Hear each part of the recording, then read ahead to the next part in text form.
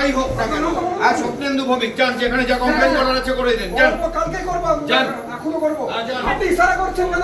আমি আপনাকে ওনাকে ইশারা ঢোকেনি অন্নপূর্ণা যোজনার টাকা, নগর নিগমের সরকারি কর্মীকে ঘিরে ধরে বিক্ষোভ উত্তেজনা।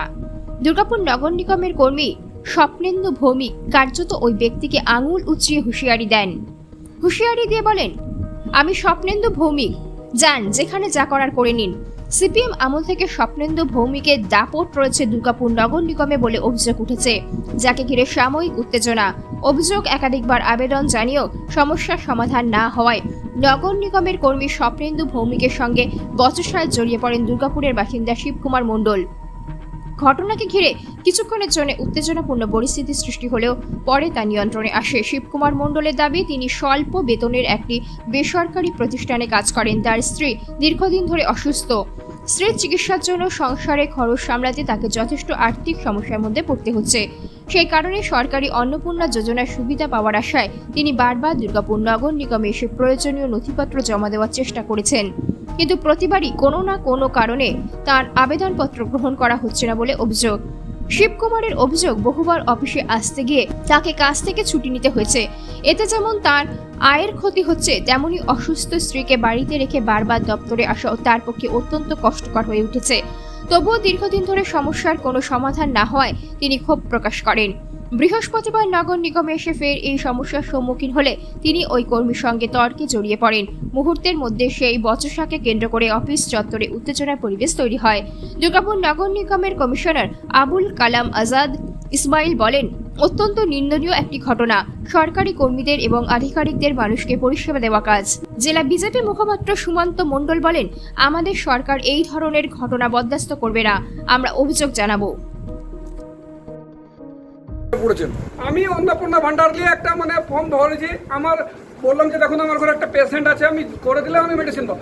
আজকে দীর্ঘ 20 দিন ধরে এখানে এসডি অফিস আর ডিএমসি অফিস ঘুরে বেড়াচ্ছি। 20 দিন ধরে আমি সার্টিফিকেট নিয়ে, ডিসেবিলিটি সার্টিফিকেট নিয়ে ঘুরে বেড়াচ্ছি যে আমার করে দেন, একটু আপনাকে পায়ে হাতে ধরছি যে আমার করে দেন সার্টিফিকেটটা।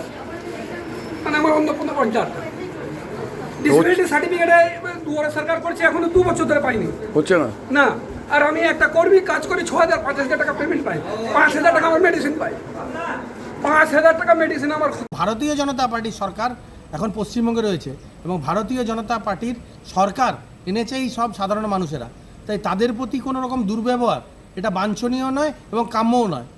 যে বা যারা এই ধরনের ঘটনা ঘটাচ্ছেন তাদেরকে আমরা সাবধান হয়ে যেতে বলছি, না হলে আগামী দিনে কিন্তু ভারতীয় জনতা পার্টির সরকার এই সব দেবতুল্য মানুষদের প্রতি যে অবজ্ঞা বা অবহেলা করছেন তার বিরুদ্ধে পদক্ষেপ নিতে বাধ্য হবে।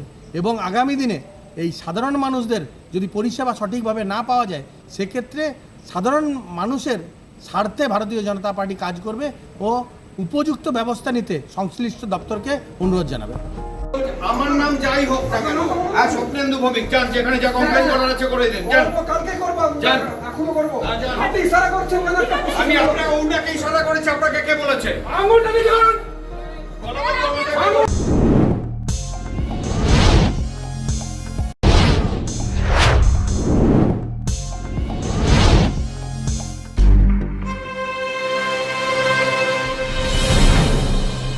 জেলার সমস্যা হোক বা খুশির খবর, শহরের হাহাকার থেকে আপনার ব্যথা, জেলার গর্ব হোক কিংবা জেলার মেধা, গ্রামের অজানা গলি থেকে শহরের ব্যস্ত এলাকা, সব জায়গার খবরের ওপর রয়েছে নিউজ আই 24 ডিজিটালের নজর।